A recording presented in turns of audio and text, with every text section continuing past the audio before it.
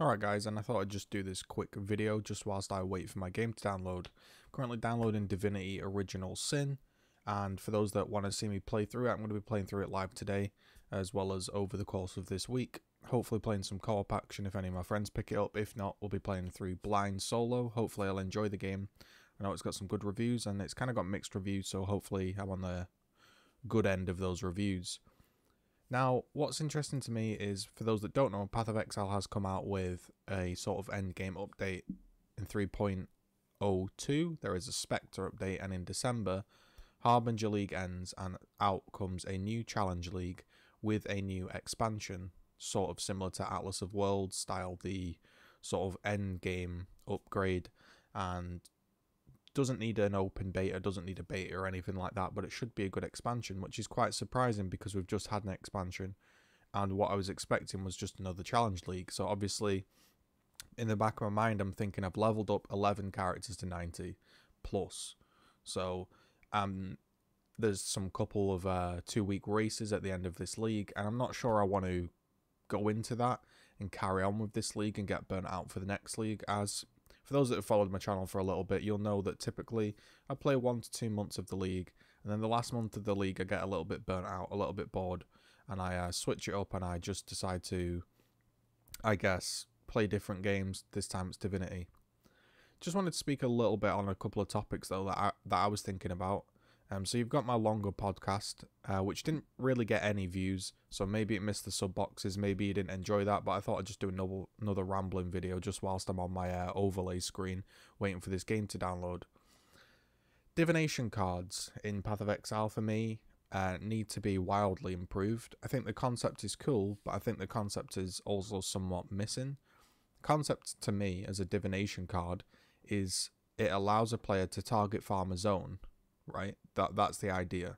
It's not so much that the divination card exists. Nobody actually cares that a vivid jewel card exists, right? You get a 7% life jewel. Nobody really cares because you can't really target farm it currently. However, if you thought, oh, there's actually a divination card out there, like a Taste of Hate card, and you know what, I don't have the currency to do it. So instead of grinding Uberlab, instead of grinding maps with a Wander and then buying it, what I'll do is I'll run through, say, the zone where a Taste of Hate drops, and I'll, for a few days, farm it, and then I'll get my Taste of Hate. That's not really possible. And the reason that's not really possible, I guess, is because of bots. Now, bots is a thing that I guess a free-to-play loot-based game is always going to have to deal with, and I think it's something that they're going to have to confront head-on at the end of the day. The reason for this is, if you make a card target farmable, meaning within reason, a reasonable person can go and get that card. Again, let's say Hall of Grandmasters drops the Zeri Disfavor card, right? And let's say for a regular person to sort of acknowledge that that card drops and actually farm the set, it's going to have to drop at least once every, I don't know, what should we say, 30, 40 maps? Because it's quite an expensive drop, it's quite a late game drop. So even that is a push, right? So if it drops once in every 40, that means that every 40 players that runs it, there's going to be a card appear. Now if everybody does a Hall of Grandmasters run in the game, because they suddenly know that it's target farmable, that card then all of a sudden becomes super cheap.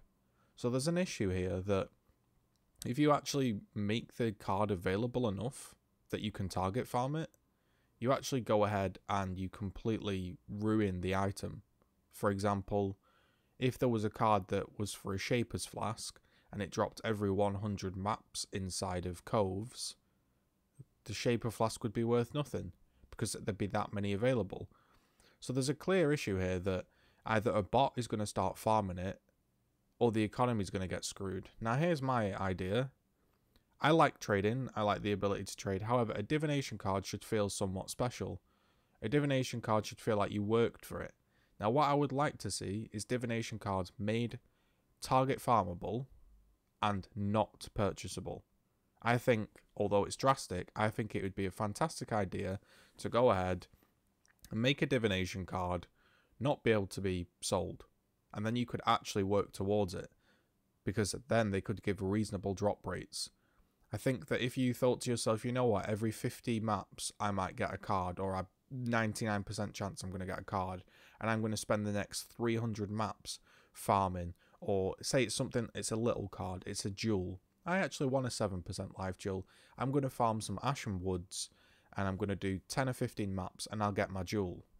I think people would do that, and people would be a lot more open to it, because the economy wouldn't get completely fucked over, because the cards aren't sellable.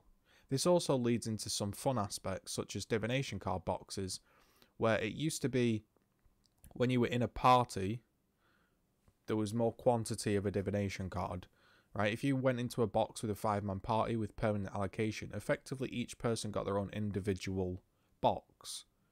What would be awesome is if that came back, however the cards aren't tradable.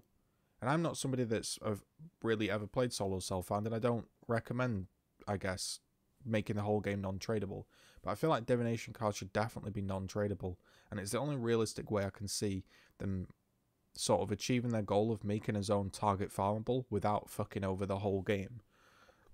So that would be my idea as an expansion sort of upgrade into the up-and-coming expansion, that divination cards are not tradable, because then it means divination card boxes can be a little bit more common and everybody loves them when they pop up. You can think about completing a set if you target farm. Now, the only downside to this is a divination card box. Then all of a sudden, if you get one really rare card, then you can't complete the item and you can't sell it. However, that's what they should be to me. It should be, I actually got a Combs Heart card. Oh well, you know, I'm not really playing Combs Heart. That's cool. Or I got one card actually. I'm going to sit and I'm going to farm that, and it is target farmable because the actual drop rate is a lot better, because again, if you make the drop rate decent, bots will farm it, people will farm it, and the card will fall. So you have to, I think you have to do that. So that's divination cards and target farming. For bosses, I'd like to see an upgrade in bosses. I'd like to see a boss actually reward you. I'd like to see a few cutscenes. I'd like to see a few things that are like, you know what, you've done this boss now, and he's going to drop something, whether it's guaranteed loot, whether it's a guaranteed map, whether it's extra bonus XP. I'd specifically like to see things like GGZII and things like Shaper giving a lot more XP, because to me, I don't care about racing. I don't really care about leveling up. I typically do like level 95 and then get bored. For those that are leveling to 100, in my opinion, I would much rather see somebody like a side-by-side, like some guy is mapping with speed to try get to 100, however the other guy is doing Shapers and GGZIIs, and one mistake costs him his character, right? Or it's just generally rewarding in the end game. You know, you think, actually, I'm going to make a character that can do a deathless boss because I get a chunk of XP. I'd just like to see bosses overall improved loot-wise and make them a bit more important. The average loot of a map, I think, is okay. I think all maps make currency. You put a few chaos on a map, you put a few sextants on a map, great. Which leads you into the next problem, is actual density of maps. Density of maps for me needs to be improved. I think triple sextant and running it inside a nemesis or beyond, whilst having beyond on the map, makes it a super fun experience. However, it's only super fun because the core game is so trash right now. I think that it should have a lot more density, a lot more mods applicable to mods, multiple mods, and putting currency on top of a map should make it even more fun. It shouldn't be a sort of a necessity to make it not feel bad. There's a difference there. Regular mapping right now feels bad. Putting currency on feels good, which is kind of makes sense, but you shouldn't have to make currency to not feel bad. There should be like a decent amount. Like, you shouldn't be running past, like, the amount of times I've done a whole racecourse map and the entire line around one of the, you know, bends is just, there's just nothing. So I just think there needs to be some more, I guess you'd say, density. Rewards and MTXs. Now for me, I think the best rewards were Breachly because you got wings. Maybe they don't want to give wings away every time. However, the rewards should work with each other. Right now, I did 40 out of 40. For me, it was a bit pointless because the Harbinger eyes and crown don't even work together. You can't put the crown and the eyes on. and you can't wear the supporter pack, so the supporter pack doesn't work. If you want to wear the Harbinger character effect, it doesn't work with the Harbinger belt reward. I think the rewards just need a general improvement, and I'd also like to see some sort of in-game rewards, such as this guy got level 100, his character has a yellow glow, or, you know, he has yellow footprints and they're the only way to get them in game. And that gives you a reason to sort of grind more and more. Like, the rewards for me are the thing that sort of, you enjoy the league as a base, but then you think, I'm actually enjoying this league, I'm going to go deeper into it, and I'm going to grind into it. And right now the rewards seem a little bit lackluster.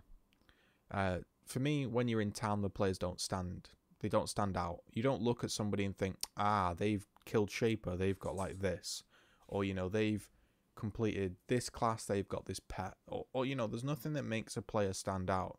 And I think that's a slight issue with the Atlas, where everything builds up to the Shaper zone, but realistically it just feels a little bit lackluster. It's great, it's so much better than we had.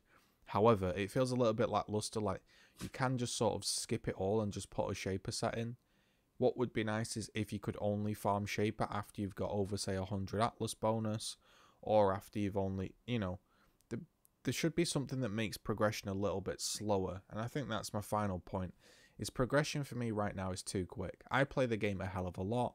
I don't play it like an average person. I stream it, I make videos, I grind the game. I play it a bit more than the average person. So for me, you know, I could complete the game in literally like 3 days from the league starting, and I could have a lot of currency in a couple of weeks. Most people don't do that, they don't grind as much. And I think as a result of trading being so open and, I guess, easy, things like Harbinger orbs and Horizon orbs changing between map tiers and upgrading maps, it makes it really difficult to actually sort of slow yourself down. There needs to be something in the game where you think, you know what, I'm not going to blast this map, I'm not going to rush to Shaper, because there needs to be a reason to play slower. Maybe like in the Uber Lab, you can go slower and you get puzzles and you're rewarded for it, or you can speedrun it for your enchant. Maybe there should be an option where, you know, you can rush to the end of the game. However, if you do it properly, if you fully complete your Atlas, if you do these extra side quests, then you're rewarded for it, to slow yourself down. And finally, Masters. I hate Masters. I never level Masters. I think they're utterly boring. The missions aren't challenging. They're just tedious, monotonous, and I think the XP should not be balanced around rotations. It's not reasonable. If somebody wants to level up a master, they can buy this. They can buy the prophecies. They can sit in the rotations and do it quickly already. People already level masters quickly. So if GGG's goal was to slow down master leveling, they haven't really slowed it down. They've just gated it behind currency and an annoying party system. And I just would like to see masters looked at, because I don't really enjoy them. Those are my quick thoughts anyway, whilst we're waiting for this game to download. Probably see you in a week or two, or a week for some Path of Exile content. If you want to check out Divinity and help me learn it, I'll be playing that on stream. Hopefully you've enjoyed the Path of Exile content for this league. There may be some more, there may not be, but hopefully I'll see you guys next league. Hopefully you've really enjoyed it. If you have, thumbs up. Yeah, hopefully I'll be bringing you some more content, but for the moment I'm taking a small little break to refresh.